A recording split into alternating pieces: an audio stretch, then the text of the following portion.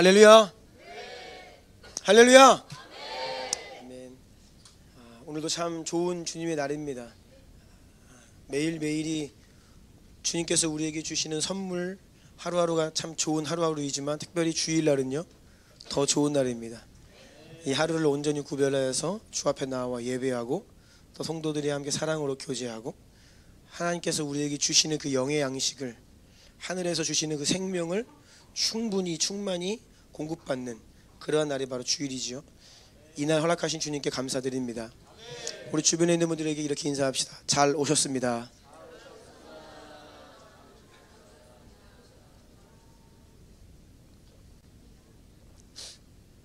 지난주 발걸음하고 오늘 또 발걸음하신 분도 계시고요. 또 오늘 또 처음 발걸음하신 분도 계시는데요.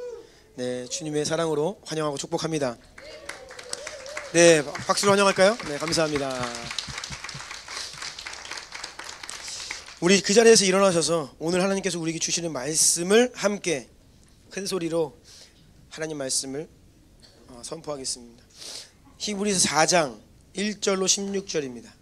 4장 1절로 16절, 저와 여러분 한 절씩 번갈아 읽겠습니다. 제가 먼저 읽습니다. 그러므로 우리는 두려워할지니 그의 안식에 들어갈 약속이 남아 있을지라도 너희 중에는 혹 이르지 못할 자가 있을까 함이라.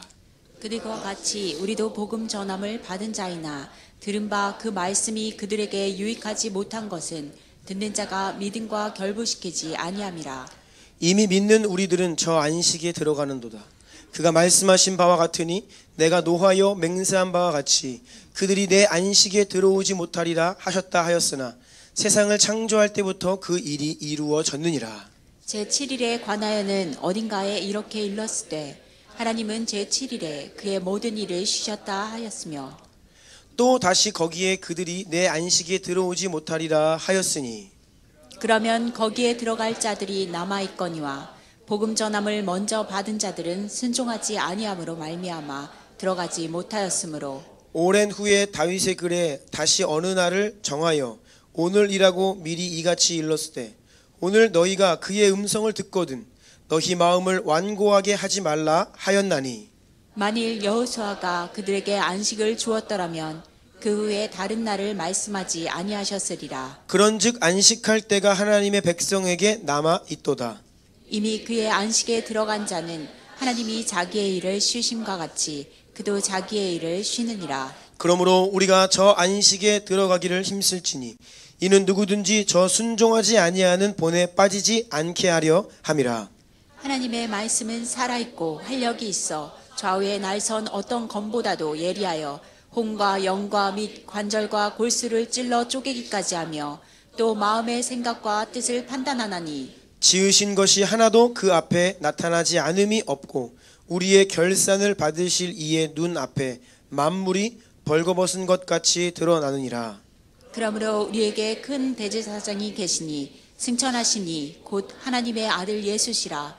우리가 믿는 도리를 굳게 잡을지어다. 우리에게 있는 대제사장은 우리의 연약함을 동정하지 못하실 이가 아니요 모든 일에 우리와 똑같이 시험을 받으신 이로되 죄는 없으시니라. 그러므로 우리는 긍휼하심을 받고 때를 따라 돕는 은혜를 얻기 위하여 은혜의 보좌 앞에 담대히 나아갈 것이니라. 아멘. 아멘. 자리에 앉으시겠습니다. 지난주에 추수감사주일 와보라 전도주일이었습니다.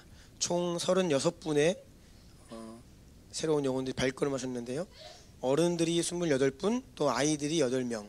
그래서 어른들은 이 공간에서 또 함께 예배드리며 복음을 들었고요.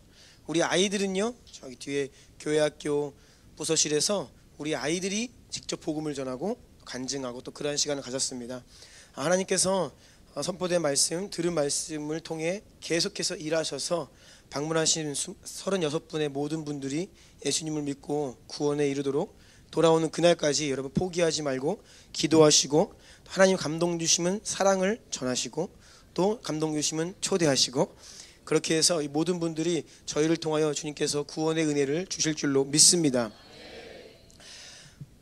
설교 앞두고 광고 잘 안 하는데요. 제가 한 가지 광고하겠습니다. 저희 가정이 내일 모레 튀르키예를 방문하는데요. 네, 뭐 박수 받을 일인가 싶긴 하지만 내일 모레 가서 19일 동안 긴 시간입니다. 다녀오게 되었습니다. 가서 우리 식구들과 또 시간을 보내고요. 7교회를 다 돌지는 못하고요. 몇 교회만 이렇게 성지순례도 하고요. 또 마지막 한 주는요.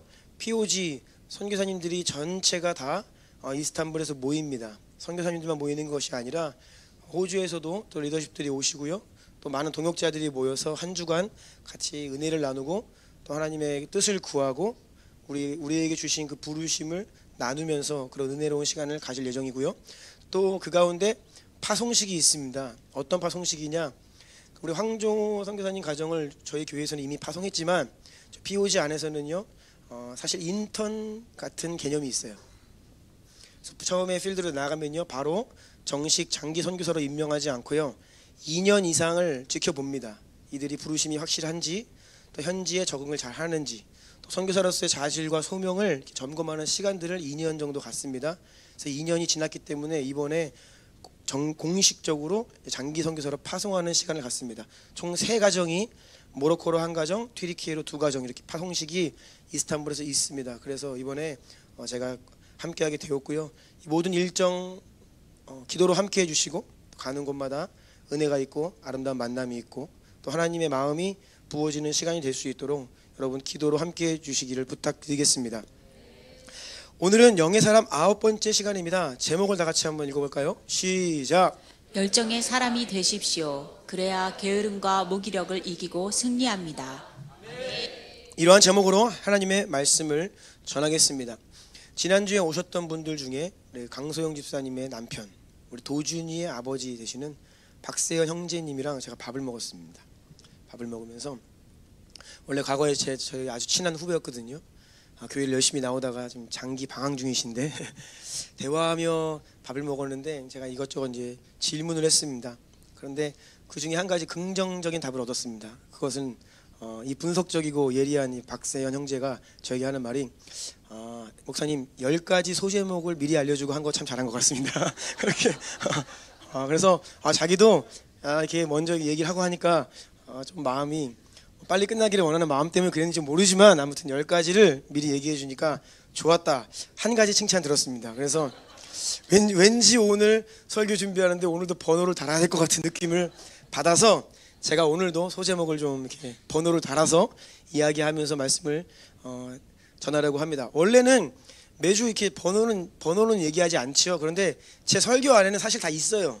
근데 이거를 말씀을 안 드렸을 뿐입니다. 저는 이거 순서를 따라 갑니다. 근데 오늘은 한번 소제목을 전하면서 한번 가보겠습니다. 오늘은 10번은 좀 길어서 8번까지 그리고 앞쪽이 좀 깁니다. 그래서 1번 제일 깁니다. 그래서 1번 왜 이렇게 길어 8번까지 가려면 시간 많이 걸린다 그렇게 하지 마시고 뒤에는 아주 짧게 넘어갑니다. 8번까지 있습니다. 오늘은 영적인 열정과 열심 그리고 이와 반대되는 영적인 게으름과 무기력에 대해서 말씀을 나누고자 합니다. 우리가 이 열심과 열정, 무기력과 게으름 근데 육적인 것이 있고요 영적인 것이 있죠. 근데 우리가 너무나 영적인 것을 이야기하다 보면 실질적인 것을 무시할 수 있어요. 이게 두 개가 연합이 되어 있습니다. 그래서 제가 굳이 영적인 열정과 열심이라는 표현을 쓰지 않고 그냥 열정과 열심 그리고 영적인 게으름보다는 그냥 게으름과 무기력이라고 말씀드렸습니다. 예수님께서 달리시기 전날 밤에 겟세마네 동산에 오르셔서 기도하실 때 베드로와 요한, 야고보 이 세 제자를 함께 데리고 가셨습니다. 예수님과 가장 가깝게 지냈던 세 사람입니다. 그들에게 예수님께서 이렇게 말씀하십니다. 마태복음 26장 38절입니다. 읽어주세요. 이에 말씀하시되 내 마음이 매우 고민하여 죽게 되었으니 너희는 여기 머물러 나와 함께 깨어있으라 하시고 예수님이 너무나 고통스럽고 힘드셨어요. 그래서 세 명의 제자를 데리고 가신 겁니다. 이제 곧 십자가를 지셔야 합니다. 홀로 그 십자가를 지시는 것이 감당하기가 인간적으로는 온전한 인간이셨죠? 버거우셨던 겁니다. 고통스러우셨던 것입니다. 그래서 제자들의 도움이 필요했습니다. 제자들의 기도가 필요하셨습니다. 하지만 제자들은 너무나 피곤한 나머지 육신의 잠을 이기지 못하여 정신을 못 차리고 헤매게 됩니다. 예수님이 그렇게까지 부탁하시는데 얘들아 내가 죽게 되었다. 내가 심히 고통스럽다. 너희는 깨어 나를 위해 기도해라. 라고 말씀하시는데 그 육신의 잠이 뭐라고? 그 예수님의 부탁을 들어드리지 못해요. 마태복음 26장 40절 41절 함께 읽어볼까요? 시작. 제자들에게 우사 그 자는 것을 베드로에게 말씀하시되 너희가 나와 함께 한 시간도 이렇게 깨어 있을 수 없더냐. 시험에 들지 않게 깨어 기도하라. 마음에는 원이로되 육신이 약하도다 하시고. 아멘. 마음에는 원이로되 육신이 약하도다 라고 말씀하십니다. 이 말씀을 모르는 분들 안 계실 겁니다. 어떤 분들은 굉장히 이 말씀을 자주 인용하는 분도 계실 수 있어요. 툭하면 그냥 마음은 원이지만 육신이 약합니다. 저 역시 저 자신을 바라보면서 또 때로는 연약한 여러분들을 바라보면서 성도들을 바라보면서 어떤 제 안에 실망감이 올라올 때 막 이런 말이 나오죠. 속으로 도대체 언제까지 그럴 건가. 나 스스로에게 그리고 여러분에게 그런 육신의 마음들이 이렇게 올라올 수 있거든요. 실망감 때문에. 그럴 때 제가 스스로 추스릴 때에 그렇지 마음은 우리가 원하지만 연약하다 라는 말씀을 떠올리곤 합니다. 주님께서 이 말씀을 우리에게 주셨기에 망정이죠. 그렇죠? 이게 없었으면 우리가 피할 구멍이 없습니다. 그런데 그래서 우리에게 꼭 필요한 말씀이기도 해요. 위로가 되기도 하고요. 그런데 이 말씀을 우리가 굉장히 경계해야 합니다. 그래서 저는 이 말씀이 때로는 위로 삼지만 또 되게 싫어하는 말씀 중에 하나입니다. 우리가 많은 경우에 내가 할 수 있으면서도 어쩔 수 없다라는 핑계를 대고 나의 죄와 연약함을 정당화할 때에 이 말씀을 인용할 수 있다는 것이죠. 이 말씀 뒤에 딱 숨어가지고 타협할 수 있다는 것입니다. 그런데 이 말씀 다시 한번 띄워주시겠어요? 잘 보면 사실은요, 마음에는 원이로도 육신 약하다, 이 정당할 수 있는 말이 아닙니다. 그래, 너희는 마음은 원하지만 육신이 약하기 때문에 깨어 기도하라. 그러니까 어떻게 보면 이 말씀을 극복하라고 기도를 솔루션으로 주신 말씀이에요. 이 말씀을 잘 봐야 됩니다. 그래서 시험에 들지 않게 깨어 기도함으로 연약함을 우리의 현실을 극복하고 승리하라고 이 말씀을 주셨지, 그 말씀 뒤에서 숨고 정당화하며 타협하며 살으라고 주신 말씀이 결코 아닌 것이죠. 여러분, 만약에 여전히 이 말씀을 하고 계시다, 마음에는 원하지만 내 육신이 약하다, 속고 계시는 겁니다. 만약 여러분이 언제까지 이 말을 계속 하면서 살게 되면요, 그렇게 핑계대고 자기 정당화하고 살면요, 어떤 진전이나 돌파를 이루지 못한 채 인생을 살 수 있습니다. 그래서 여러분, 이런 측면에서 오늘 말씀은요, 상당히 위기감과 경각심을 가지고 들으시기를 축복합니다. 네, 시작하겠습니다. 1번. 네. 시작. 죄의 파괴력과 확장성을 경계해야 합니다. 죄의 파괴력과 확장성을 경계해야 합니다. 우리가 죄의 능력, 확장성을 우습게 보면 안 됩니다. 여러분, 우리는요, 조금만 죄가 있어도 하나님 나라에 들어갈 수 없습니다. 티끌만큼의 죄가 있어도 하나님 나라에 못 들어갑니다. 큰 대역 죄인들만 지옥에 가는 것이 아니라 조그마한 흠이 있어도 하나님 나라에 들어갈 수가 없습니다. 그렇기 때문에 하나님께서 우리의 죄 문제를 해결하기 위한 유일한 방법으로 유일하신 아들 예수 그리스도께서 자기의 생명을 내어주신 것을 기억해야 됩니다. 왜 예수님이 죽으셔야만 했는가? 왜 그 방법밖에 없었는가? 이것을 우리는 기억해야 합니다. 죄에는요, 이 파괴력이 있고요, 확장성이 있습니다. 이게 죄의 속성입니다. 본질입니다. 나의 내면 안에서, 여러분들의 마음속에서 어떤 작은 죄가 유혹이 타협이 시작된다? 그럼 우리 안에, 또 공동체 안에 회중들 속에서, 사람들과의 관계 속에서 이 죄라고 하는 것은요, 결코 절대로 가만히 있지 않아요. 결코 절대로 가만히 있지 않습니다. 그래서 우리는요, 할 수 있으면 최대한 빨리, 지체하지 말고 어떻게 해야 하냐? 십자가로 나아가야 합니다. 할 수 있으면 빨리, 지체하지 말고 염치 불구하고 십자가로 일단 나아가야 됩니다. 그리고 무릎 꿇고 바짝 엎드려야 됩니다. 회개하고 주의 보혈 아래로 들어가고 용서를 구하고 주님의 은혜를 구해야 합니다. 그런데 원수가 우리 가운데 어떻게 역사해요? 죄 지으면 도망가게 만들어요. 문제 있으면 교회 안 나오게 만들어요. 늘 보이다가 안 보인다? 문제 있는 거예요. 왜요? 우리 육신이요, 문제가 있으면 예배 자리에 안 나가려고 해요. 반대가 되는 거예요.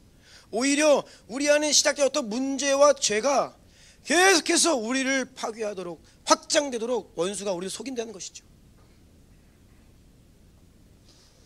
여러분, 이것이 아직 간단하지만 심오한 진리입니다. 죄를 짓고 용서받고 회개하고, 여러분, 이것이 너무나 지식적이 되었어요. 교리적으로만 머리에 머물고 있습니다. 현대교회의 문제가 그래요. 여러분, 죄는 어떤 그 교리적인 측면에서 내가 죄인이다가 아니에요. 죄는 실제입니다. 아멘. 그 파괴력 또한 실제입니다. 우리가 예수님 믿는데 속는 겁니다. 예수님 믿으면요, 뭐 어떻게 하라고요? 예수님이 믿는다는 것은요, 그냥 예수님 믿었으니까 이제 우리 죄 문제가 다 해결됐고 내 인생 다 해결됐고 그런 게 아니에요. 예수님을 믿는다는 것은 내가 오늘도 십자가 붙들고 십자가 앞에서 무릎 꿇고 회개하며 은혜 구하며 살아가는 것, 이것이 예수님을 믿는다라고 하는 성도의 모습이 바로 그러한 것입니다. 요한일서 1장 9절인데요. 만일 우리가 우리 죄를 자백하면 그는 미쁘시고 의로우사 우리 죄를 사하시며 우리를 모든 불의에서 깨끗하게 하실 것이요. 아멘. 우리가 우리의 죄를 자백하면, 하나님 앞에 우리의 죄를 우리의 입술로 고백한다라는 의미입니다. 적지 않은 성도들이 죄를 지으면 어떻게 하느냐? 마음속으로 잘못했네, 그러지 마야지. 내가 또 화냈네, 그러지 마야지. 내가 또 성질 부렸네, 그러지 마야지 라고 생각하며 넘어가는 경우가 많아요. 여러분, 그런데요, 그런 마음은요, 가룟 유다도 그렇습니다. 예수님을 팔아넘기고서 마음의 양심에 찔림을 받았어요. 내가 잘못했구나, 그러지 말았어야 되는데, 그래 어떻게 해요? 다시 그 받은 돈을 가지고 가잖아요. 취소할게요. 잘못을 깨달았습니다. 그러지 말았어야 되는데. 그런데 여러분, 그거는 회개가 아닙니다. 잘못을 인식하고 깨닫는 것은 회개가 아니에요. 여러분, 죄는 그렇게 하고 넘어가서는 안 됩니다. 회개는 생각으로 하는 것이 아닙니다.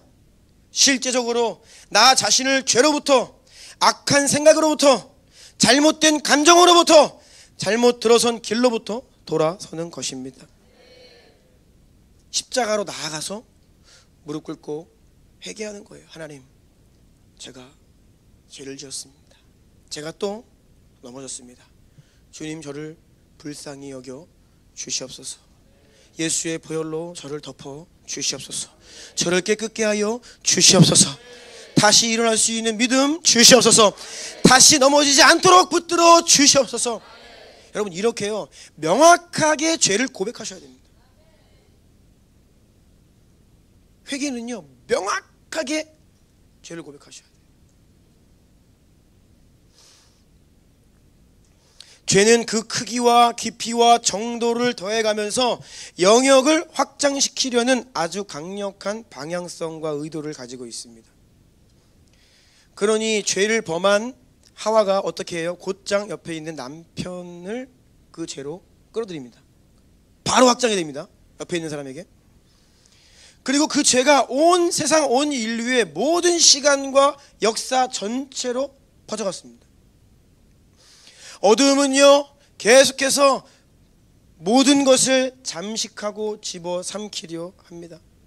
그렇게 원수의 공격은요, 따라해 보세요, 강렬하고 맹렬하고 끊임없다. 원수의 공격은요 아주 강력하고요 끊임이 없다는 사실을 여러분 기억하셔야 합니다. 갈라디아서 5장 9절 함께 읽습니다. 시작. 적은 누룩이 온 덩이에 퍼지느니라. 아멘. 여러분, 이스라엘에서 광야에서 이스라엘 백성들이 그 안에 이 죄가 얼마나 이 순식간에 회중 전체에게 퍼져나가는지를 주목해서 보십시오. 정탐꾼 12사람이 정탐을 하고 돌아왔는데요, 그 중에 단 10사람이 10명이 믿음 없는 말을 합니다. 육신적인 말들을 이 보고를 해요. 근데 그 10명이 온 회중 전체를 뒤덮어요. 10명이 말 아무것도 아니죠. 퍼센테이지로 보면요 장정만 60만입니다. 어마어마한 사람들이에요. 그런데 단 10명의 말이 그 온 회중을 완전히 장악해버립니다. 이렇게 분위기가 어두움에 먹혀버리면요, 여호수아 갈렙이 아무리 믿음의 말을 하고 아무리 하나님의 말을 대언을 해도 사람들이 도저히 듣지 않습니다. 오히려 온 회중의 마음이 막 흥분했습니다. 막 그들이 죄악으로 가득하여 흥분해가지고 어떻게 했어요? 폭력적으로 돌변합니다. 그래서 여호수아와 갈렙을 죽이려 했어요. 아마 하나님께서 그 초자연적인 방법으로 개입하지 않으셨으면 그날 여호수아, 갈렙 포함 모세까지 다 죽임 당했습니다. 그런데 여호와의 영광이 회막으로부터 나타났어요. 하나님이 초자연적으로 임재하시는 거예요. 그것을 가로막죠.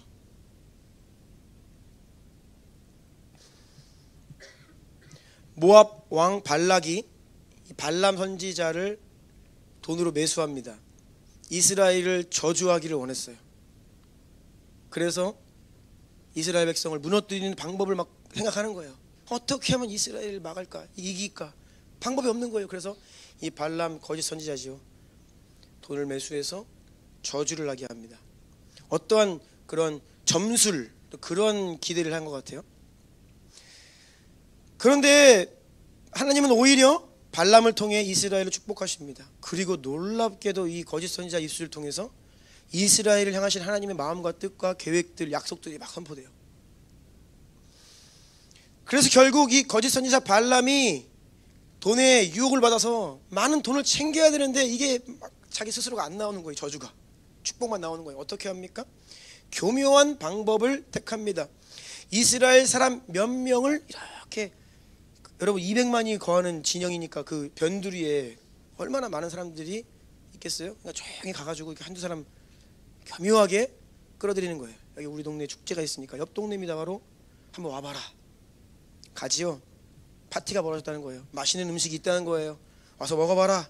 함께 먹자 라고 하면서 막 환대를 하고, 그렇게 먹다 보니까 술 한잔 권하고, 또 술 한잔 먹다 보니까 여자들 붙고, 이러면서 이렇게 한두 사람이 음행에 빠지기 시작합니다. 그런데 이것이 어떻게 됩니까? 시간이 지나면서 점점점 누룩처럼 번져갑니다. 작은 유혹으로, 어떻게 보면 작은 타협으로, 그리고 그들은 이게 뭐 얼마나 큰 죄야? 작은 건데. 여러분, 작은 죄가 어디 있어요? 큰 죄가 어디 있고 작은 죄가 어디 있습니까? 작은 죄는 없습니다. 주님은 우리 마음의 미움이 곧 살인이라고 말씀하시고요, 우리 안에 음욕이 곧 음행이다 말씀하시고요, 탐욕이 곧 도둑질이다 말씀하세요. 우리 안에 하나님을 향한 이게 원망하는, 이 반항하는 그 마음이 불순종이다 말씀하시는 거예요. 왜 작은 죄가 없냐? 아무리 작은 죄라도요, 조금 틈타기 시작하면요, 이내 곧 우리의 마음과 이 공동체를 무너뜨리려고 확장해 간다라는 것이에요. 이것이 바로 사탄의 전략이죠. 로마서 7장 8절 함께 읽습니다. 시작. 그러나 죄가 기회를 타서 계명으로 말미암아 내 속에서 온갖 탐심을 이루었나니. 죄의 속성이 이렇기 때문에 하나님께서 가나안 땅을 앞둔 이스라엘 백성들에게 다음과 같이 단호하게 명령하십니다. 신명기 7장 16절입니다. 읽어주세요. 내 하나님 여호와께서 내게 넘겨주신 모든 민족을 내 눈이 긍휼히 여기지 말고 진멸하며 그들의 신을 섬기지 말라. 그것이 내게 올무가 되리라. 왜 하나님께서 가나안 땅에 들어가면 거기에 있는 모든 생명들을 불쌍히 여기지 말고 다 진멸해라 명하십니까? 여리고성에 들어갔을 때에 살아남은 생명이 없어요. 다 진멸당했습니다. 사람들은 이것을 잔인하다, 학살이다. 그래서 성경을 믿지 않고 반기독교적인 사람들은요, 이런 하나님 명령을 가지고 하나님 인권도 없다, 무자비하다 라고 이야기를 합니다. 여러분, 죄인의 마음은요 언제나 하나님께 의문을 갖습니다. 이런 말씀을 볼 때 우리가 하나님이 왜 그러셨어요가 아니라 하나님이 그렇게 말씀하신 이유를 보아야 되죠. 이게 바로 죄의 파괴력과 확장성 때문에 이렇게 단호하게 말씀하시는 것입니다. 죄가 그만큼 무서운 겁니다. 흔적을 남기면요 금방 살아납니다. 번져갑니다. 그래서 명하시는 거예요. 죄에 대한 태도를 말씀하시는 겁니다. 죄는 여러분 그렇게 무서운 것입니다. 과연 성도들이 죄를 그렇게 하나님 우리에게 말씀하시듯이 대하고 있는가? 갈라디아서 5장 16, 17절 함께 읽습니다. 시작. 내가 이르노니 너희는 성령을 따라 행하라. 그리하면 육체의 욕심을 이루지 아니하리라. 육체의 소욕은 성령을 거스르고 성령은 육체를 거스르나니 이 둘이 서로 대적하므로 너희가 원하는 것을 하지 못하게 하려 함이니라. 우리의 내면 안에서도요 육체의 소욕과 성령이 서로 대적하며 치열한 싸움을 싸우고 있다라는 말씀이죠. 여러분, 줄다리기를 한번 생각해 보세요. 줄다리기를 막 하는 건가요? 양쪽의 힘이 팽팽합니다. 양쪽의 힘이.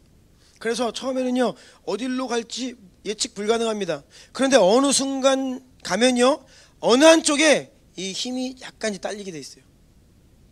무언가 힘의 균형이 무너지는 순간이 옵니다. 그러면요 이제부터 그쪽으로 쭉쭉쭉쭉 밀려가면서 이제 완전히 그냥 밀려 들어가죠. 여러분, 이 줄다리기를 생각해 보세요. 육체의 소욕과 성령께서 원하시는 것이 싸우고 있다. 마치 줄다리기를 한다는 거예요. 그래서 여러분, 우리는 집중력을 잃으면 안 되고 힘이 빠지면 안 돼요. 원수의 공격이, 다시 말씀드립니다, 강하고 맹렬하고 끊임없기 때문에 우리가 신앙의 열심을 내지 않으면 이 파워게임에서 밀린다는 겁니다. 신앙은 파워게임이에요. 강한 자가 접수하는 겁니다. 근데 이미 가장 강하신 성령께서 우리 안에 오셨고 충분히 우리가 그 성령을 따라 성령의 도우심을 힘입어 능히 이길 수 있는 여건을 마련해 주셨지만 하나님이 우리를 대신하여 싸우시진 않으세요. 내가 싸워야죠. 내 마음, 내 생각, 내 감정, 내 인생, 나의 영역, 내 가정, 우리에게 위임하셨어요. 내가 싸워야죠. 그런데 원수는 끊임없이 우리를 공격한다는 거예요. 온갖 죄를 통해서 맹렬하게 쉬지 않고 공격을 하고 있는 거예요.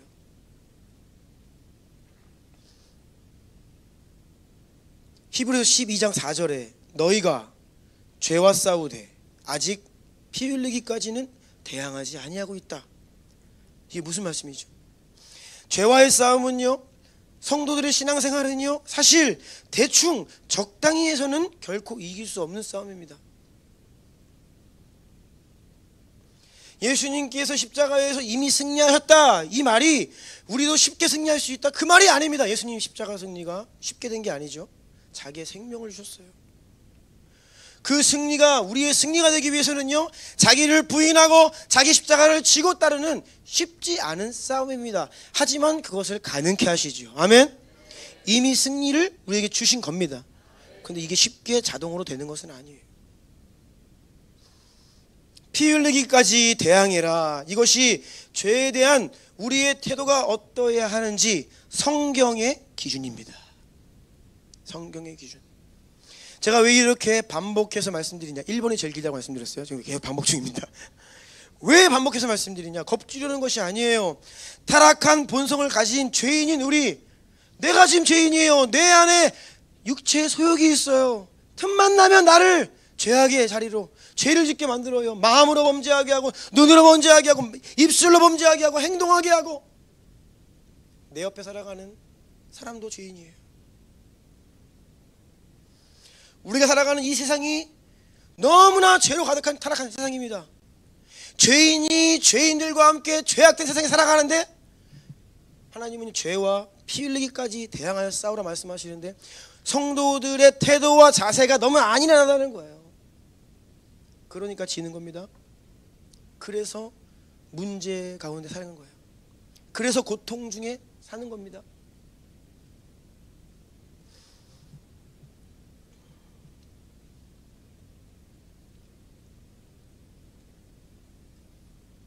많은 성도들의 태도가 너무 나태하고 위기의식이 없고 태만하고 더 나아가 무기력하고 게으르기까지 합니다. 오늘 이 말씀 앞에 마음이 불편하실 수 있지만 여러분 들으셔야 합니다. 2번입니다. 함께 읽을까요? 시작. 열정과 열심은 성향이나 캐릭터의 문제가 아닙니다. 하지만 성향과 캐릭터의 영향을 받습니다. 바울은 로마 성도들에게 다음과 같이 말했습니다. 로마서 12장 11절입니다. 부지런하여 게으르지 말고 열심을 품고 주를 섬기라. 우리는 주님을 섬기는 자들이거든요. 예수님이 우리의 주인, 우리는 예수님의 종, 우리는 예수님을 섬기는 자들. 그럼 어떻게 하라고요? 부지런하여 게으르지 말고 열심을 품고 주를 섬기라. 여러분 열심을 품고 주님을 섬기십시오. 그리고 여러분 부지런하십시오. 게을러서는 안 됩니다. 마음이 어려우셔도 할 수 없습니다. 하나님의 말씀입니다. 어떤 한 목사님이 굉장히 부지런하십니다. 제가 이분 딱 보면 와, 어떻게 이렇게까지 부지런하고 철저하고 자기를 이렇게 단련하고 자기 관리를 잘할 수 있을까 싶은 어떤 목사님이 그렇게 말씀하시더라고요. 제 신학생 시절에 그렇게 말씀하시더라고요. 신학생이 목사가 6시간 이상을 잔다? 범죄행위다. 그렇게 얘기하더라고요. 제가 6시간 이상 잘 때마다 그 말이 자꾸 떠올라요. 6시간 이상 자는 거는 범죄행위라는 거예요. 그거는 진짜 말도 안 되는 일이라는 거예요. 특히 목사가. 본인은 본래 되게 게으른 사람이었다는 거예요. 모두가 원래 성향이 부지런한 분인 줄 알았는데 본래는 굉장히 게을렀다고 해요. 부모님께 맨날 잔소리 듣고 혼나고. 그런데 예수님을 만나고 보니 하나님의 영광을 위해 살고자 하는 갈망이 있어도 주님을 섬기고 싶어도 정작 시간이 없으면 할 수 없구나. 시간이 없으면 경건생활 할 수가 없고, 그것을 깨달은 이후부터는 이제 자신을 이렇게 처복종시키며 부지런하게 바꿨다는 거예요. 게으름은 단지 성향의 문제가 아니다. 타락한 마음에 뿌리를 내리고 있는 자기 사랑이다. 이렇게 말씀하시더라고요. 게으름은 성향의 문제가 아니라 타락한 마음에 뿌리를 내리고 있는 자기 사랑이다. 그래서 모든 성도들이요, 게으름을 혐오하십시오. 이렇게 얘기를 하시더라고요. 우리가 게으름과 부지런히 싸우지 않으면 결코 변화와 성장을 기대할 수 없다는 것입니다. 작년에 우리 교회에서 킹덤 컴 스쿨 훈련할 때 윤성철 목사님이요, 강의하시던 중에 그런 말씀하셨습니다. 영적으로 게으른 자들이 있다고. 육적으로도 게으름이 있지만 영적으로도 게으른 자들이 있다고 이렇게 말씀하셨어요. 하나님을 찾고 예배하고 말씀과 기도를 게을리하는 영적인 게으름. 그런데 무슨 말씀하셨냐면, 그런데 이상하게 영적인 것에는 게으른데 세상에서는 빠릿빠릿한 분들이 있다는 거예요.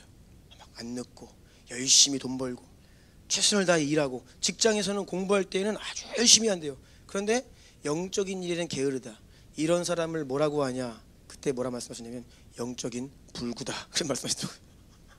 어디 한 부분이 원래 부지런한데 영적인 부분이 파트가 게으르다는 거예요.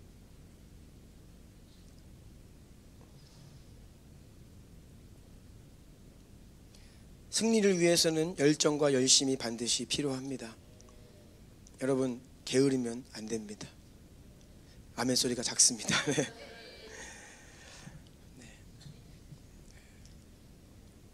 그런데 우리가 열정과 열심에 대해 이야기를 할 때 오해가는 것이 있습니다. 어떤 사람을 보면요, 성향이 있죠. 캐릭터가 있습니다. 어떤 분은 외향적이에요. 적극적이에요. 다혈질적이에요. 그래서 마음에 뭔가 클릭되면 자극을 받으면 확실하게 반응을 하는 사람도 있어요. 확실하게 열정적으로 보이죠. 열심을 가진 것처럼 보입니다. 우리 교회에서는 누구예요? 네, 한 명이 자매라고 나왔습니다. 네. 아, 예. 어쩜 저도 그렇게 생각했거든요. 네. 뭐하면 손들 이제 저요. 외적인 사람, 적극적인 사람, 다혈질적인 사람, 열정 있어 보입니다. 디스하는 거 아니, 잘 들으세요. 네. 뭐 하나를 해도 아주 열심히 확실하게 하는 성향을 가진 사람들이 있습니다. 그런데 여러분, 영적인 열심과 열정은요, 단지 이렇게 겉으로 보여지는 이러한 모습에 대한 것이 아니에요. 이와 같은 의미에서 여러분들 중에는 어떤 분들은 나는 본래 내성적이야, 나는 전형적인 요즘 MBTI I다, 나는 I 성향이, 요즘에 MBTI 이야기 많이 하잖아요. 나는 I야, 열정과 열심과는 거리가 좀 있다 라고 생각하신다면 이것 또한 여러분 오해와 편견을 가지고 하시는 말씀입니다. 성경의 내용을 근거로 제가 MBTI를 한번 추정해 봤습니다. 보니까 있더라고요. 야, MBTI를 성경 인물들 다 분석을 해놨어요. 맞는지는 모르지만 제가 볼 때에 성경의 인물들 가운데 E 성향이 있고 I 성향이 있습니다. 그런데 I 성향의 사람들, 노아, 제가 볼 때는 I예요. 모세, 아브라함, 이분들 다 I십니다. 내성적이라는 말이에요. 그리고 디모데, 이런 분들 다 I 성향이 내성적인, 내향적인 분들입니다. 그럼에도 불구하고 이들은요, 하나님을 향한 열심이 대단했던 분들입니다. 단지 성향의 문제가 아니다는 것이죠. 그럼에도 불구하고 열정과 열심은 캐릭터의, 성향의 문제는 아니지만 성향과 캐릭터의 영향을 받기는 합니다. 그 말씀을 좀 드릴게요. 앞서 말씀드린 예수님의 12제자 중에서 첫 번째 세 사람 누구지요? 베드로, 요한, 야고보. 이 세 사람 보면요, 셋 다 외향적이고 적극적이고 다혈질적인 사람입니다. 내향적인 분들 좀 불만이 있으실 겁니다. 이 셋 다 외향적인 사람들이었어요. 베드로 잘 알 겁니다. 다른 사람들은 다 주를 버려도 저만큼은 결코 주를 버리지 않겠습니다. 다 듣고 있는데 그 말해요. 옆에서 제자들이 다 듣는데. 저는 주님과 함께라면 감옥에라도 죽는데라도 가기를 각오하겠나이다. 그 다음날 부인하죠. 근데 아무튼 막 그 마음은 진심이에요. 막 열정적으로 표현하고 따르겠습니다. 예수님이 풍랑 바다 위를 걸어오시니까 제가 걷고 싶습니다. 주님이시면 저를 걷게 해주십시오. 막 무리를 걸어요. 유일하게 무리를 걸은 한 사람, 인류 역사상 베드로. 어떻게 보면 이 그 성향 때문에 무리를 걸을 수 있었던 것이에요. 호언장담하고 망설임 없이 제가 하겠습니다 라고 이야기하는, 자기 주장 확실하고 표현 확실하고 화끈하고 열정과 열심이라면 따라올 자가 없는 캐릭터입니다. 그런데 문제가 있습니다. 확 달아올랐다가 훅 꺼지는 거. 훅 꺼지는 거. 그래서 단지 외향적인 성향이 하나님 말씀하시는 열정과 열심은 아니다는 것을 우리가 알 수 있죠. 요한과 야고보도요, 예수님이 이들에게 이름을 붙여주시는데 그 이름이 보아너게, 곧 우레의 아들들이다. 이게 번개, 천둥의 아들이라는 뜻이에요. 이 요한과 야고보는요, 엄청 불같은 성격의 소유자들입니다. 예수님과 함께 예루살렘으로 가시던 길에 사마리아인들이 사는 마을을 지나가는데 이들이 예수님을 웰컴하지 않아요. 화가 나죠. 어떻게 해요? 이 우레의 아들들이, 주여 하늘로부터 불을 떨어뜨려서 여기 싹 내려버릴까요? 바로 예수님에게 그냥 혼납니다. 꾸짖으세요. 그래서 사복음서를 보면 예수님께 가장 많이 꾸지람을 받는 사람들이 이 세 사람이에요. 그런데 여기에서 힌트가 있는 거예요. 왜 주님 말씀하시는 열정이 육적인 열정과는 좀 다르지만 영향을 받냐면, 이들이 항상 나서요. 손을 들어요. 제가 할게요.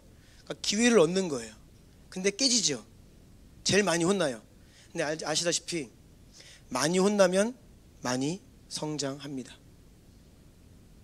가만히 있으면 덜 혼나요. 그런데 성장은 더딥니다. 그런데 나서면요, 뭐 망신도 당하고 그렇지만 또 많이 혼나기도 하고. 그래서 제가 이 성경을 보니까요, 이 세 사람의, 예수님의 가장 곁에 있었던 수제자 세 사람은요, 이 육적인 열심을 가졌던 성향이 결국은 다룬 받아가지고 영적인 열심이 된 사람들이에요.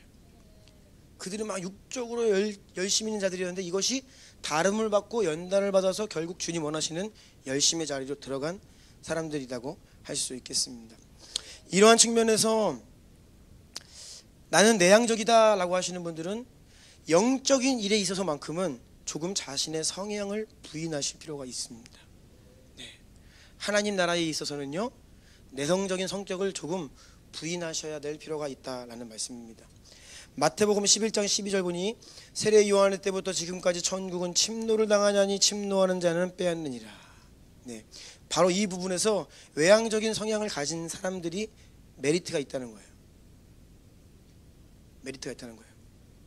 자, 그러면 나는 내성적인데 차분한데 오늘 설교에 문제 있다 이런 분들은 뒤에 나옵니다. 네. 끝까지 들으시면 됩니다. 자, 3번 읽겠습니다. 시작.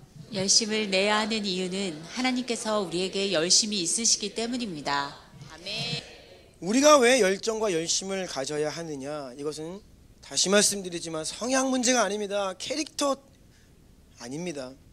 그 이유는요, 하나님께서 저와 여러분 우리를 향한 열정과 열심이 있으시기 때문입니다. 이사야 9장 7절 함께 읽읍시다. 시작. 그 정사와 평강의 더함이 무궁하며 또 다윗의 왕자와 그의 나라에 군림하여 그 나라를 굳게 세우고 지금 이후로 영원히 정의와 공의로 그것을 보존하실 것이라. 만군의 여호와의 열심히 이를 이루시리라. 아멘. 네, 성경에 몇 번 만군의 여호와의 열심에 대해서 말씀하시는데요, 늘 말씀하시는 게 뭐냐면 약속을 하시고 하나님의 열심이 이것을 이루겠다.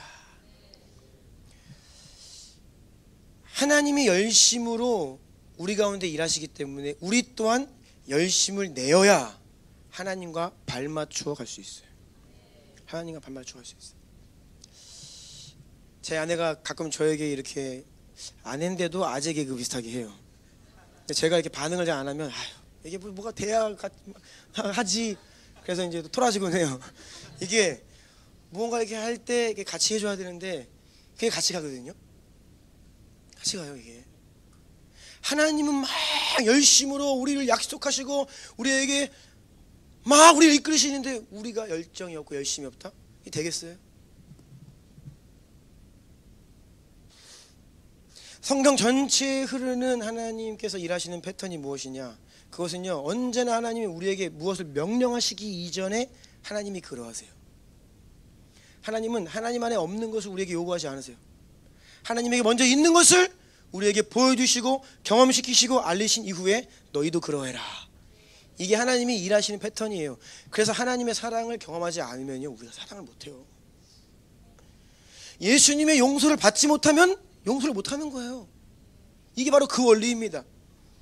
하나님이 먼저 우리를 사랑하심으로 우리 또한 하나님과 형제 자매들 교회를 사랑할 수 있게 되는 것이고, 하나님이 거룩하시니 백성들에게 너희도 거룩해라 말씀하시는 겁니다. 하나님의 온전하심처럼 너희도 온전해라. 하나님은 우리가 하나님 닮기를 원하십니다. 예수님께서 우리를 위하여 자기 영광을 버리시고 십자가를 지셨으니 우리 또한 자기를 부인하고 자기 십자가를 지라고 말씀하시는 거예요. 언제나 주께서 하신 일을, 하나님 안에 있는 것을 우리에게 명하시는 거죠. 하나님의 어떠하심과 같이 우리 또한 그러해라.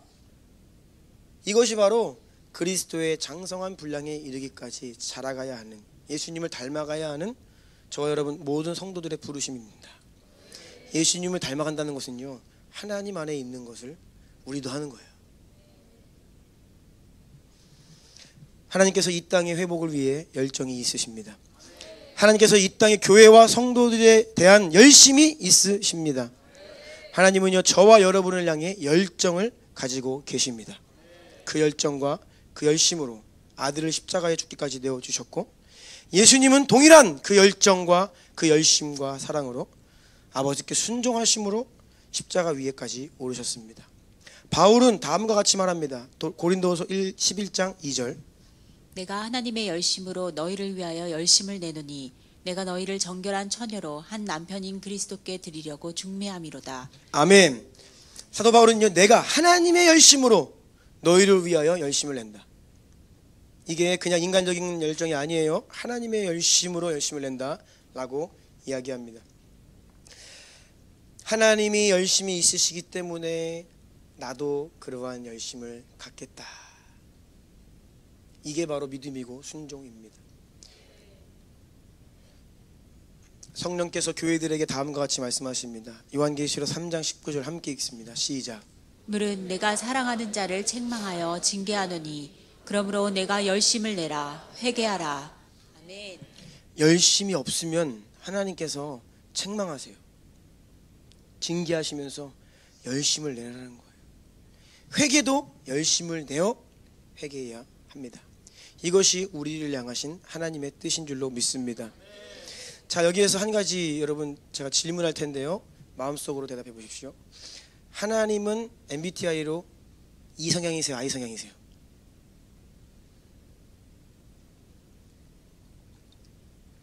하나님은 MBTI로 E 성향이세요? I 성향이세요? 하나님이 외향적이세요? 내향적이세요?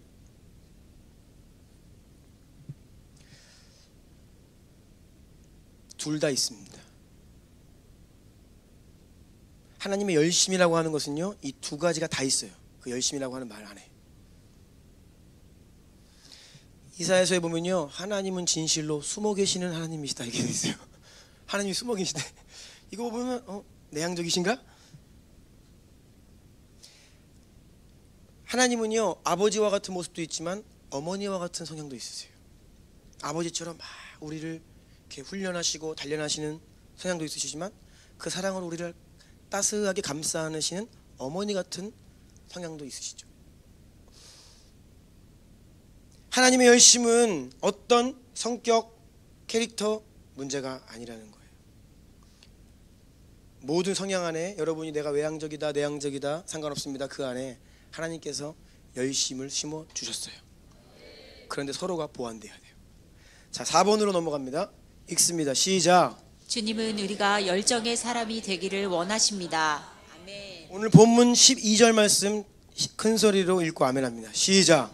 하나님의 말씀은 살아있고 활력이 있어 좌우의 날선 어떤 검보다도 예리하여 혼과 영과 및 관절과 골수를 찔러 쪼개기까지 하며 또 마음의 생각과 뜻을 판단하나니. 아멘. 하나님의 말씀은 살아있고 활력이 있기 때문에 우리가 하나님의 사람이 된다라는 것은 그 말씀의 능력으로 우리의 영이 살아나고 우리의 영이 활성화되고, 그래서 우리가 사람을 살리고 영적인 공기를 바꾸고 어두움을 몰아내고 원수를 내어 쫓는 그러한 성령의 사람이 되어야 합니다. 저는 우리 교회가 이러한 성령의 역사가, 말씀의 역사가 살아있는 교회 되기를 간절히 원합니다. 우리의 예배가 살아있어 열정적으로 온 마음을 다해 하나님을 예배드리기를 원합니다. 우리의 찬양과 기도가 살아있어 목소리 높여 찬양하고 가장 큰 환호성과 함성과 박수를 이 땅 위에 있는 다른 누구에게가 아니라 하나님께, 우리 하나님이 우리의 박수를 받으시기에 합당하신 분이에요. 우리의 환호성을 받으시기에 합당하신 분입니다. 그렇게 찬송하고 예배하고 기도하는 여러분 되기를 간절히 원해요. 제가 전하는 이 말씀이, 선포되는 말씀이 그냥 좋은 말, 마음에 감동이 되는 어떤 그런 수준의 말이 아니라 이 말씀으로 인하여서 죽었던 자가 살아나고 능력이 되어 살아 역사되고 마음의 상처가 치유되고 육신의 질병으로부터 자유케 되고 상황의 환경, 문제, 한계, 그것들을 넉넉히 돌파하고 담을 뛰어넘는 그렇게 능력으로 살아 역사하는 말씀이 되기를 원합니다. 여러분, 주의 성도들은요 생기가 있어야 됩니다. 왜? 하나님 말씀이 살아있어 활력이 있습니다. 우리는요 생기 있어야 돼요. 여러분, 양옆에 있는 분들 눈을 한번 보세요. 살아있나? 졸린가? 네? 살아있나 졸린가? 네.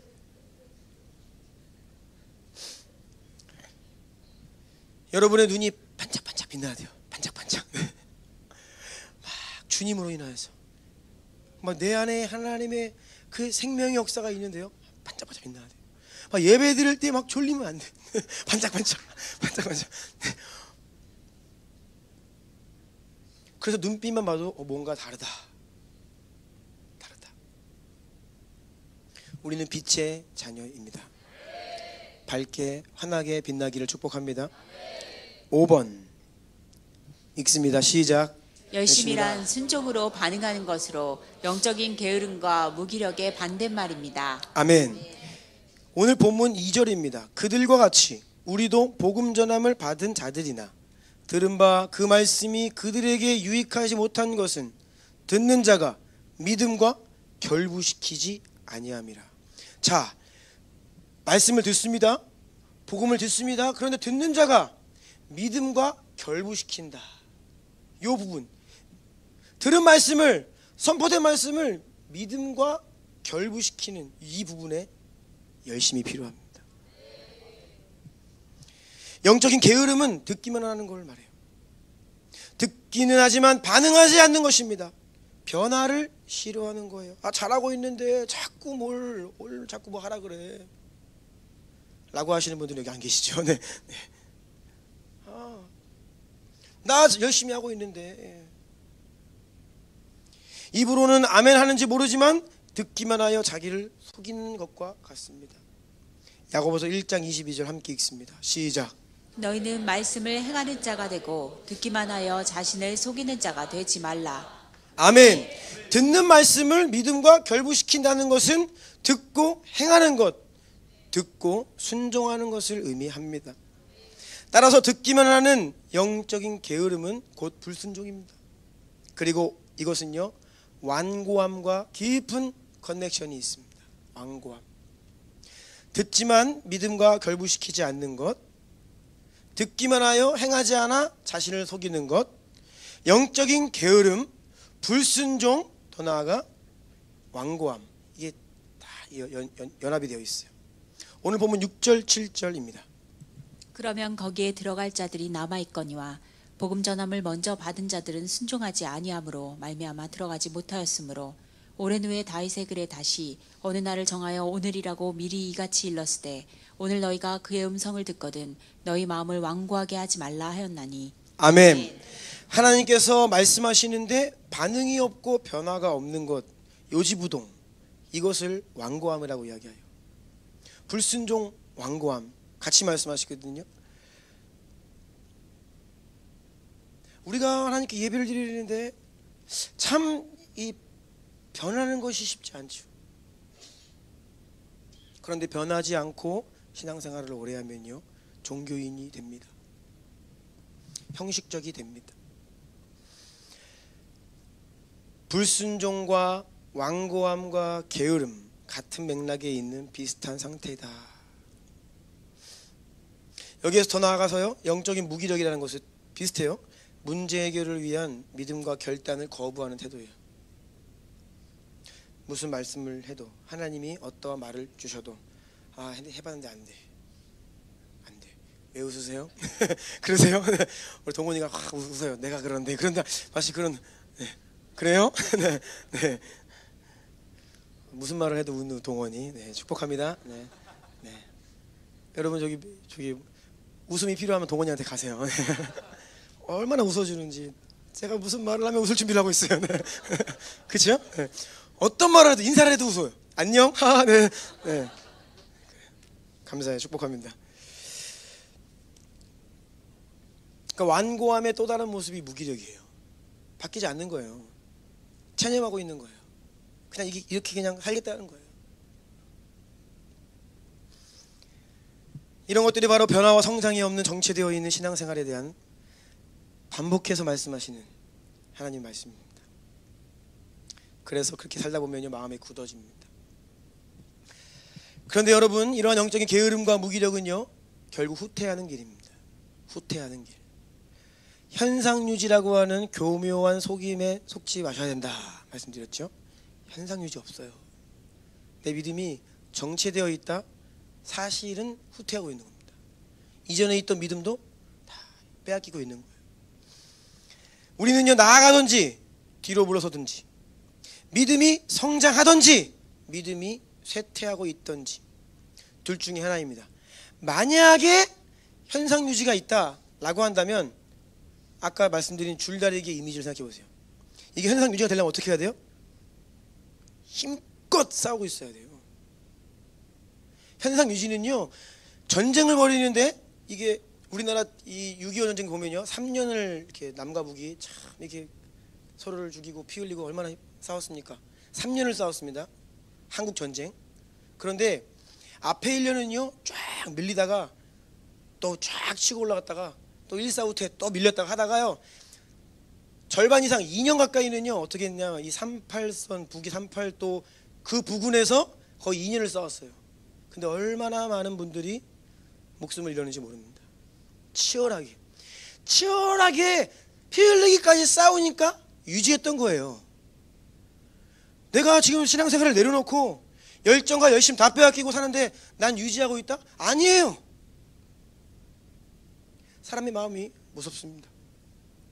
이전에 주님을 깊이 경험하고요, 정말로 믿음을 가진 것처럼 보였는데요, 시간이 지나면서요, 그 믿음이 언제 있었냐는 듯이 전혀 다른 세상적인 생각을 가지고 교회를 떠나 사는 사람들이 참 많아요. 그래서 성경은요, 우리에게 나태함을 계속해서 경계하고 있는 것입니다. 빌립보서 2장 12절입니다. 그러므로 나의 사랑하는 자들아, 너희가 나 있을 때뿐 아니라 더욱 지금 나 없을 때에도 항상 복종하여 두렵고 떨림으로 너희 구원을 이루라. 아멘. 항상 복종하여 두렵고 떨림으로 너희 구원을 이루라. 빌립보서 3장 12절입니다. 내가 이미 얻었다 함도 아니요 온전히 이루었다 함도 아니라 오직 내가 그리스도 예수께 잡힌 바 된 그것을 잡으려고 달려가노라. 아멘. 여러분 달리고 계십니까? 믿음의 경주는 달리고 있어야 돼요. 지금도 ing예요. 뛰고 있어야 돼요. 히브리서 3장 12절로 14절입니다. 형제들아, 너희는 삼가 혹 너희 중에 누가 믿지 아니하는 악한 마음을 품고 살아계신 하나님에게서 떨어질까 조심할 것이요 오직 오늘이라 일컫는 동안에 매일 피차 권면하여 너희 중에 누구든지 죄의 유혹으로 완고하게 되지 않도록 하라. 우리가 시작할 때에 확신한 것을 끝까지 견고히 잡고 있으면 그리스도와 함께 참여한 자가 되리라. 아멘. 12절에 조심할 것이요 13절에 매일 피차 권면하여 죄의 유혹으로 완고하게 되지 않도록 하라. 14절에 끝까지 견고히 잡고 있어라. 끝까지 붙들고 매달려 있으라는 거예요. 6번입니다. 시작. 진정한 열정과 열심은 방향성과 꾸준함 그리고 가속도입니다. 오늘 보면 11절 보니 그러므로 우리가 저 안식에 들어가기를 힘쓸지니 이는 누구든지 저 순종하지 아니하는 본에 빠지지 않게 하려 함이라. 힘쓰라고 말씀하시는데요, 무엇을 힘써야 되느냐? 우리가 이 불순종에 빠지지 않으려면 여러분 힘써야 돼요. 그냥 살아가면 넘어져요. 죄의 유혹을 받습니다. 넘어져요. 죄를 짓고 넘어지고. 힘써야 순종의 자리로 갈 수 있어요. 순종은 그냥 되지 않아요. 구하고 힘입고 힘써야 돼요. 그런데 우리가 이 힘쓰는데 뭘 힘쓰냐고요. 무엇을. 이 방향성이 중요합니다. 어디를 향해, 무엇을 향해.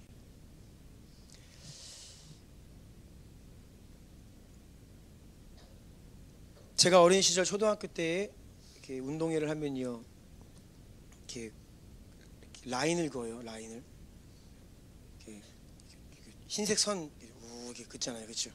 흰색 선 이렇게 긋습니다. 그리고 그 가루가 흰 가루가 떨어지면요, 선생님이 주전자에 물 담아가지고 이제 주전자로 이렇게 물을 부으면서 라인을 긋습니다.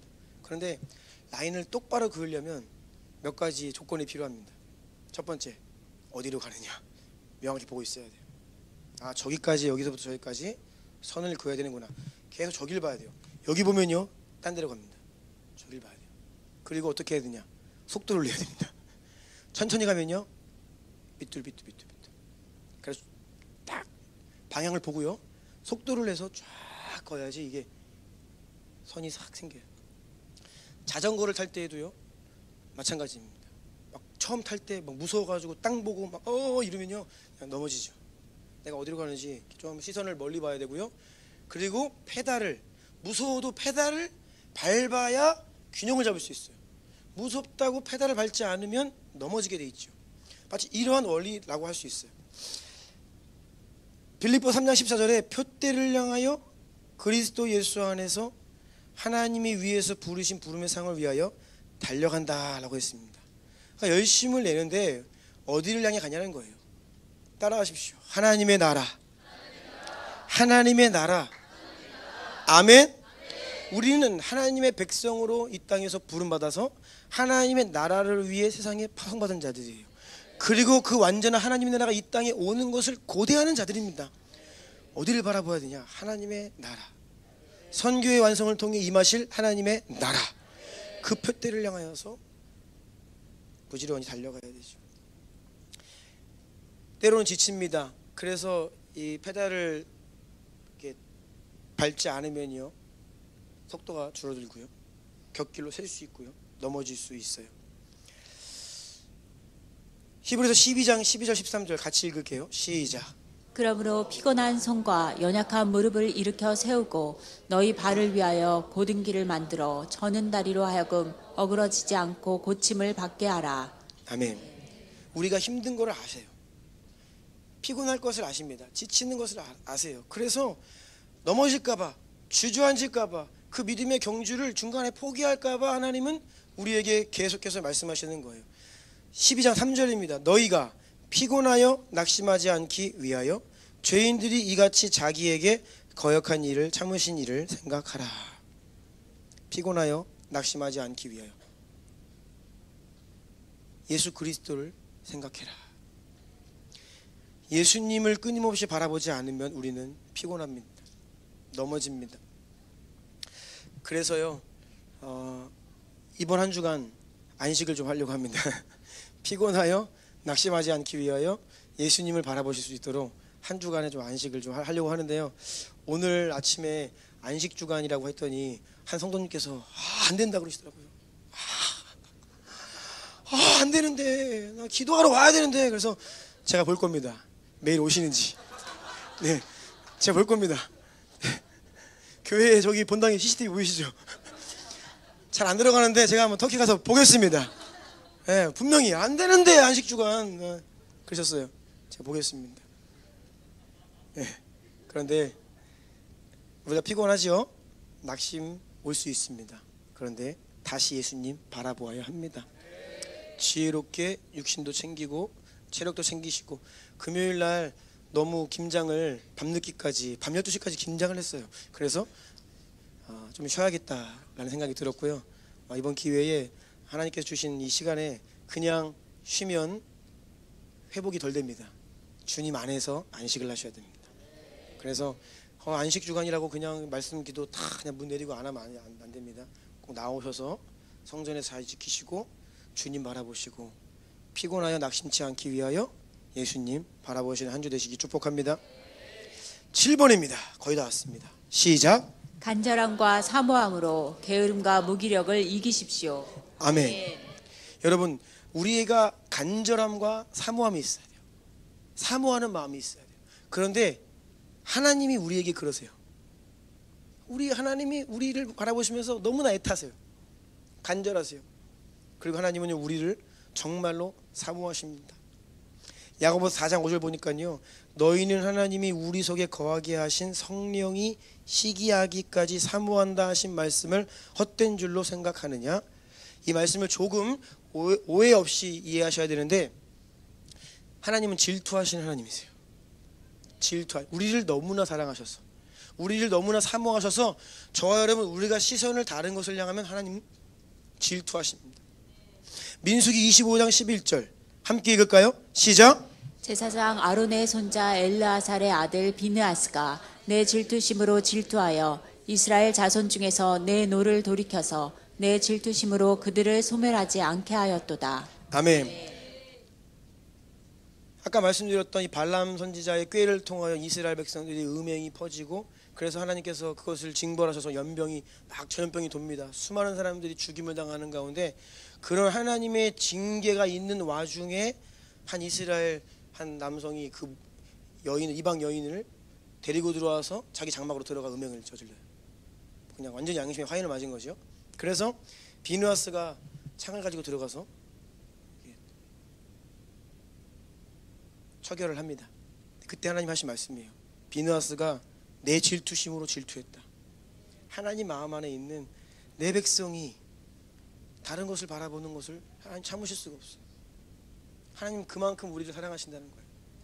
그런데 그 비느하스 안에 그 하나님의 마음이, 하나님의 그 사모함이 부어진 거예요. 다른 것을 용납하지 않고 죄를 용납하지 않겠다라고 하는 굳건한 마음이 부어진 거예요. 하나님이 그 비느하스의 마음을 지지하시고 축복하셨죠. 베드로전서 2장 2절입니다. 시작. 갓난 아기들 같이 순전하고 신령한 젖을 사모하라. 이는 그로 말미암아 너희로 구원에 이르도록 자라게 하려 함이라. 아멘. 우리가 하나님의 은혜를 얼마나 사모해야 되는지요. 영의 양식을 막 간절히 사모해야 돼. 근데 그것이 갓난아기가 엄마의 젖을 사모하는 것처럼. 아시죠? 배고프면요 난리 납니다. 그렇죠? 아이들 배고프면요 집 떠내려가라 울어요. 줄 때까지 밥 달라는 거예요. 우리 주환이 밥 달라는 거예요. 계속. 왜? 막 밥을 주지 않고서는 그 울음을 그칠 수가 없어요. 얼마나 그 배고프면요 이 아이들은 그거밖에 안 보여. 다른 것은 아무것도 안 보입니다. 주님은 우리에게 말씀하시는 거예요. 신령한 젖을 사모해라. 그로 말미암아 너희로 구원에 이르도록 자라게 하려 함이라. 아멘. 원수의 공격이 맹렬하고 끊임없기 때문에 우리는 이런 하나님의 열심과 사모함과 간절함으로 주 앞에 서야 되는 줄로 믿습니다. 사람은요 결국 원하는 것을 이루며 살게 됩니다. 사람은요 내가 원하는 것을 결국 평생 그거 하면서 살아요. 그거 추구하며 살아요. 뭐 얼마만큼 기대만큼 그것을 이룰지는 모르지만 어쨌든 원하는 거 하면 삽니다. 여러분 무엇을 원하십니까? 여러분 어디에 여러분의 열정이 있어요 지금? 어디에 여러분의 관심이 있습니까? 여러분 그거 평생 하며 사십니다. 평생 그 영역 이루며 사실 겁니다. 무엇을 원하십니까? 정말 돈을 원하는 사람은요 평생 돈 벌며 살아요. 더 많이 벌기를 원해요. 저는 돈 많이 가진 자들 그들이 어쩌다가 그렇게 됐다고 생각하지 않습니다. 간절히 돈을 추구했기에 돈을 많이 번다라고 생각해요. 정치인들이 어쩌다가 그 자리에 간 게 아닙니다. 그들이 사람들의 어떤 그 권력, 그 힘을 원하기 때문에, 그런 원함이 있기 때문에 그 자리에 가는 겁니다. 저와 여러분 우리의 고백이 하나님이기를 원합니다. 우리가 정말로 마음 중심이 하나님을 원하고 하나님을 사모하고 하나님을 간절히 원하면요 그 하나님과 더 깊은 자리로 들어가며 사실 겁니다. 내가 원하는 것을 이루며 살아가는 존재라는 것을 기억하시기 바랍니다. 하늘에서 만약에 막 돈다발이 떨어집니다. 막 떨어져요. 그냥 가서 잡으면 내 거예요. 어떻게 하시겠어요 여러분?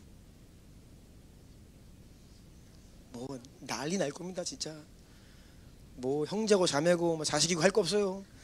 아수라장에 돼가지고 하나라도 더 그냥 주술려고 그 돈다발 난리가 날 거예요. 왜요? 줍는 만큼 내 거. 톨스토이의 그 단편 소설 중에 사람에게는 얼마만큼의 땅이 필요한가라고 하는 소설 이야기를 제가 전에 들은 적이 있죠. 주어진 거예요. 오늘 해가 뜰 때부터 질 때까지 당신이 밟는 땅을 다 여러분 당신에게 줄 겁니다. 기회가 주어졌어요. 해 지기 전까지만 돌아오면 돼. 그러면 그 땅을 땅 따먹기야. 그걸 다 나에게 준다는 거예요. 내 땅이 된다는 거예요. 그래서 이 사람이 이제는 막 이게 웬 기회야. 그래서 막 처음에는 그래 이만큼도 감사하지라고 하다가 조금 더 욕심을 부리다가 어떻게 되냐. 결국은 해가 지기 전에 돌아옵니다. 돌아와야 이 땅 내 땅이 되니까. 근데 결국은 돌아와서 죽죠. 그래서 결국 그 사람은 한 평의 땅만을 얻었다. 우리에게요 오늘 하루 여러분 해지기 전까지 밟는 땅 다 줄게요 라고 하면 열정과 열심, 없던 열정 다 일어날 거예요. 나는 이 아이 성향이에요? 상관없어요. 아마 갑자기 돌변해가지고 막 뛰어다닐 거래요. 밟는 거 다 준다는데요. 여러분, 하나님의 나라가 실제가 되고요, 하늘에 속한 신령한 것이 우리에게 믿음으로 실제가 되어 보이는 순간 우리에게 열정이 일어나게 되어 있어요. 열심히 일어나게 되어 있습니다. 하나님은 그것을 이루라고 말씀하시고 충분히 이룰 수 있다 말씀하시고 순종하여 열정과 열심을 따라오라 말씀하시는 거예요. 문제는 뭐예요? 우리에게 믿음이 없어서, 믿음과 결부되지 않아서 실제가 아닌 거예요.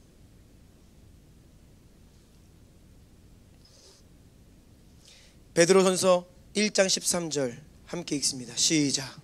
그러므로 너희 마음의 허리를 동이고 근신하여 예수 그리스도께서 나타나실 때에 너에게 가져다 주실 은혜를 온전히 바랄지어다. 아멘. 마음의 허리를 동이고 근신하라 말씀하십니다. 22절입니다. 시작. 너희가 진리를 순종함으로 너희 영혼을 깨끗하게 하여 거짓이 없이 형제를 사랑하기에 이르렀으니 마음으로 뜨겁게 서로 사랑하라. 아멘. 뜨겁게 서로 사랑하라. 아멘. 여러분, 우리가요 받은 사랑은요 그냥 사랑이 아니잖아요.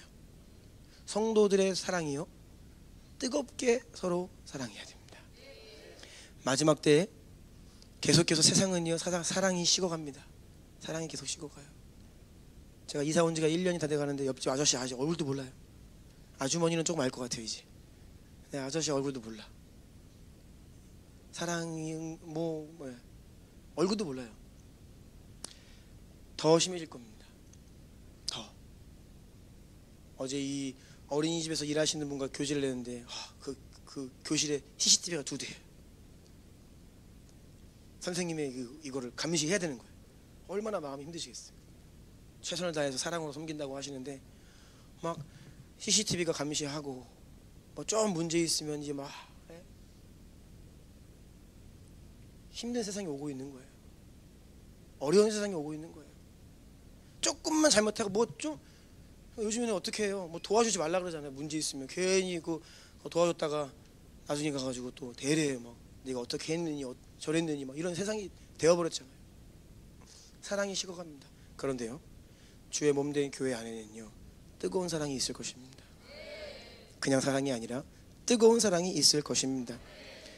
마지막입니다. 말씀 마무리하려고 해요. 8번 시작. 우리를 향하신 하나님의 포기하지 않으시는 열심에 소망이 있습니다. 아멘. 다시 한번 읽습니다. 시작. 우리를 향하신 하나님의 포기하지 않으시는 열심에 소망이 있습니다. 아멘. 아멘. 예배팀 나와주시고요.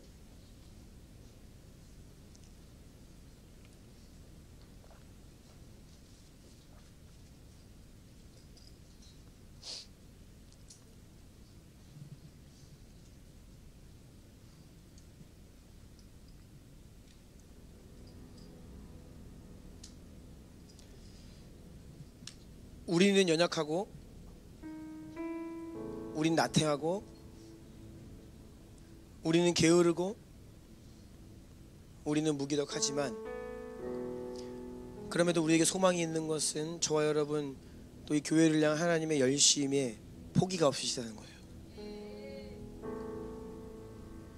그래서요 다시 하나님 바라보고 그 하나님의 열심에 우리의 마음을 열면요 그 하나님이 우리에게 다시 소망을 일으키시고 힘을 주시고 피곤한 무릎을 일으켜 세우시고 포기했던 그 영역을 다시 믿음을 가지고 일으켜 세우게 하시는 그 하나님이 우리의 하나님이시기 때문에 저와 여러분에게 소망이 있습니다. 지난주 중에 성경을 읽는데요 이게 요나서를 보면서 제가 하나님의 열심에 대해 생각하게 되었어요. 그 끝을 보니까 다시 한번 느끼지만 요나가 끝까지 하나님께 항변을 하고 끝나더라고요. 그렇죠? 나 같으면 안 써. 나 같으면 안 써. 와. 근데 하나님은요 포기하지 않으세요. 와, 그 요나를 어떻게 보면 배은망덕하고 괘씸한 요나를 끝까지 그냥 설득하고 어르고 달래가지고 그냥 하나님의 뜻을 이루는 통로 삼으시는데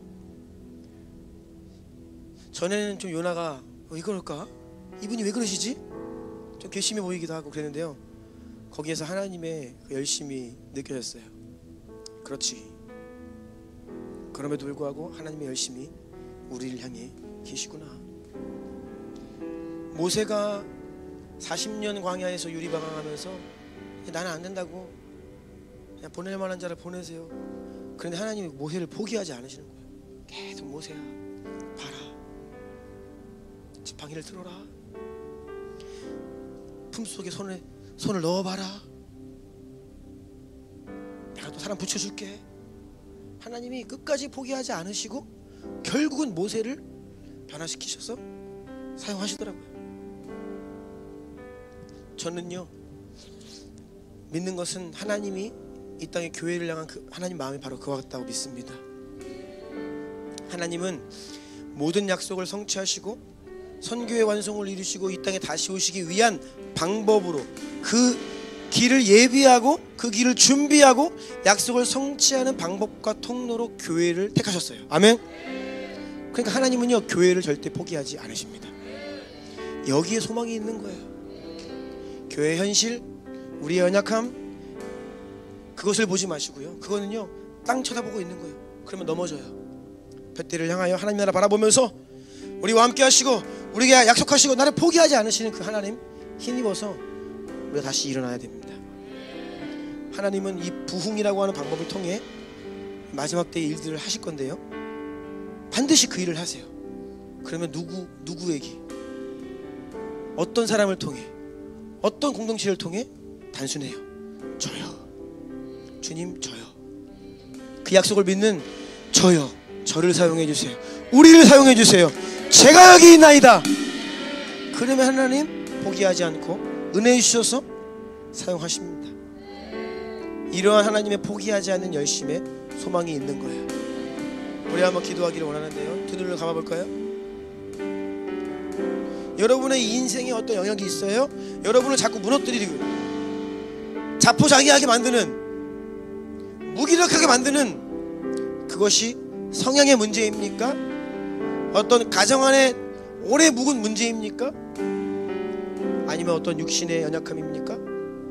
마음의 상처입니까? 무엇입니까? 세상에서 하는 일이 잘 되지 않는 어떤 그런 문제일 수도 있고요. 그것이 무엇이든지 원수는 그 일을 통해 여러분의